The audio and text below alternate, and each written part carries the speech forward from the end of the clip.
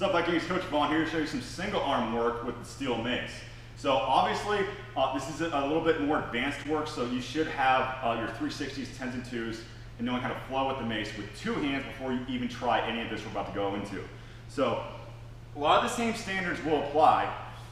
You're gonna vertically stack it, and what I want you to do, we'll do both sides, and this other free hand is going to spot it. So what I'm gonna do is do a single arm 360. I'm gonna push and pull.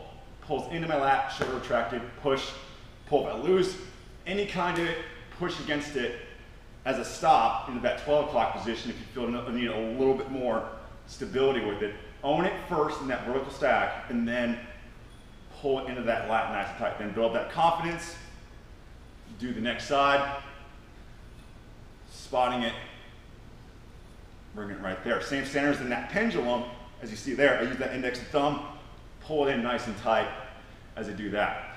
Then you can, of course, do a 10 and 2 with single arm. This is where you have to decelerate it at the 10 o'clock and 2 o'clock position and grab it away from your belly button. So I'm gonna pull it into my belly button, switches. So now it's not going near my face anymore. I pull it in nice and tight. It's transitioning. I like to do these for maybe about 30 to 45 seconds. Just flowing with it. Same standard, shoulders mobile, hips stable. If you feel like you're kipping through your hips, you probably gotta go to a less weight or use a short-handled one like the 7-pound one over there. Now, there's something I've also been bugging me. I notice a lot of people do double maces, which I find completely pointless. If you want to do that, I recommend just going with steel clubs using a shorter lever. You can do mills. I also have started an entire new segment with steel clubs, so check that out as well if you want to get more into these. And they're like more like mini 360s doing SEESAW steel club mills.